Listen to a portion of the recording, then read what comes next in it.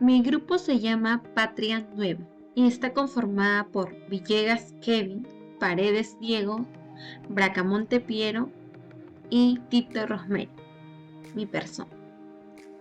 Bueno, hemos elegido el nombre de Patria Nueva porque vamos a ver cómo la sociedad cambió en el segundo gobierno de Leguía. Nuestro tema es leyes indígenas en el oncenio de Leguía y le hemos elegido porque la mayoría de nosotros vamos a la carrera de Derecho y nos gustaría conocer el poder de las leyes y reformas en la sociedad, cómo éstas pueden beneficiar a un sector.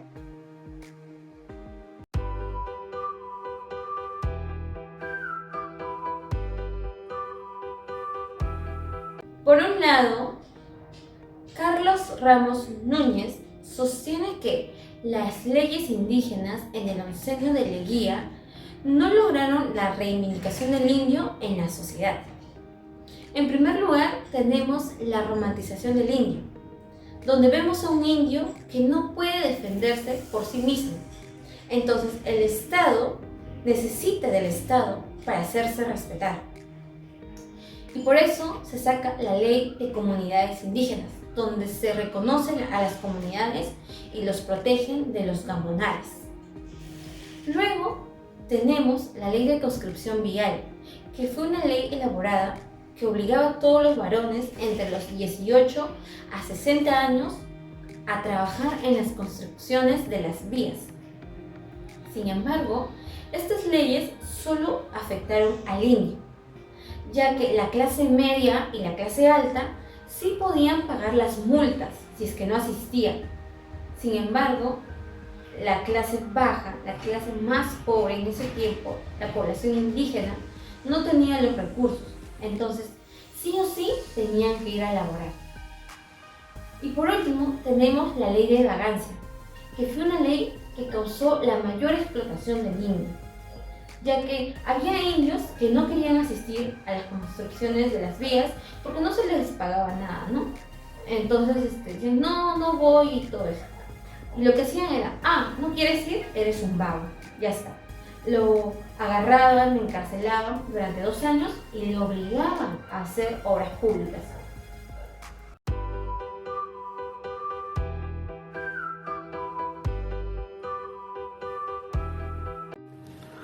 La siguiente fuente presenta los artículos de la Constitución de 1920 referentes a la comunidad indígena. El autor sostiene que el indigenismo forma parte del plan de gobierno de Leguía y este quedará plasmado en 2 artículos de la Constitución de 1920. Así, Leguía tiene cierto control sobre esta población. La argumentación presentada es la siguiente.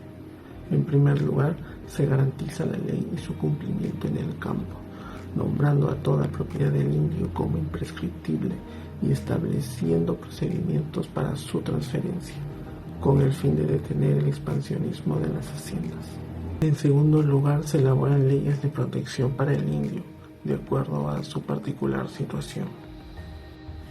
Estas leyes generan la inclusión del indio en la comunidad peruana, pero crean ciudadanos de diferente categoría. Y la asignación de estos derechos permitió al Estado disponer de mano de obra.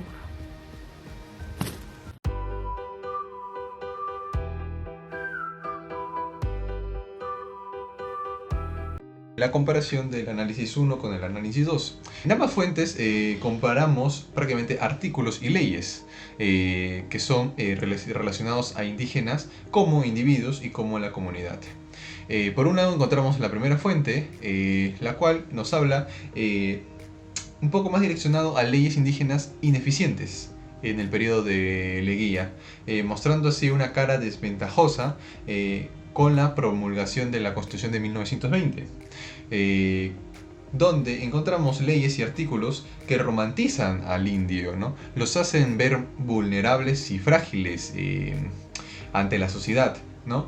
Mostrando que buscan la protección del Estado. También encontramos leyes de trabajos como laborales de trabajo para la construcción de vías, en los cuales por sí eran un proyecto comunitario, pero que afectaba directamente a los indígenas porque ellos eran los que más tenían que elaborar por el mismo hecho de que no podían pagar una multa de un día de inasistencia. Entonces se convertía en un trabajo forzado para ellos. Por otro lado encontramos la segunda fuente, que prácticamente nos habla un poco de un lado favorable de esa constitución, ¿no? Donde muestra unas leyes y artículos dirigidas a la protección de la población de indígenas y de elaboraciones de leyes que favorecen a los individuos y leyes que protegen a las propiedades comunitarias, ¿no?, indígenas. También nos muestra que las comunidades indígenas vuelven a ser oficiales. Pero a pesar de ello, también nos muestra en esta fuente, en algunos puntos, prácticamente la desconformidad del autor, ¿no? Donde nos muestra que esta constitución hace la integración a la población de los indígenas a una comunidad peruana, ¿no? Y esto genera prácticamente una diferencia en categorías, ¿no?, diferencias sociales. Y que el Estado empieza a disponer de mano de obra de los principales indígenas para su beneficio. Entonces empieza a aprovechar a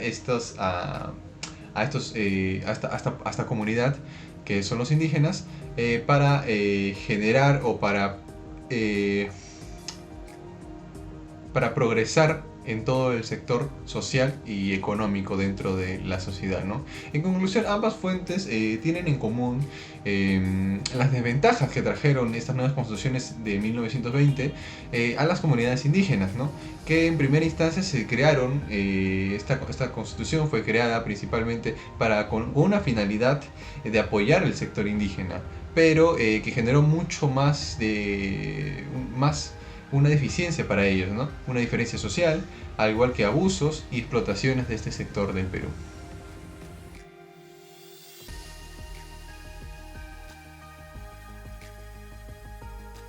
Hay algunas leyes que nos afectan a la actualidad, como por ejemplo la concentración de tierras, ¿no? Es cuando grandes propiedades de tierra se concentraron en manos de pocas personas durante la administración de Leguía, lo que resultó en la concentración de tierras y la pérdida de acceso para los agricultores más pobres, ¿no? Esta concentración de tierras ha persistido en algunas zonas rurales, contribuyendo a la pobreza y la falta de oportunidad para las comunidades agrícolas. La explotación laboral, los trabajadores, especialmente los más pobres, padecían de salarios y condiciones precarias. Aunque algunas industrias han mejorado sus condiciones laborales con el tiempo, muchos peruanos todavía sufren de explotación laboral, sobre todo aquellos que trabajan en empleos informales y bajos salarios. El desplazamiento de comunidades indígenas. La construcción de infraestructuras como carreteras y la explotación de recursos minerales como la minería durante el gobierno de Leguía llevó el desplazamiento forzado de comunidades indígenas de sus tierras ancestrales. Muchas de estas comunidades perdieron sus tierras.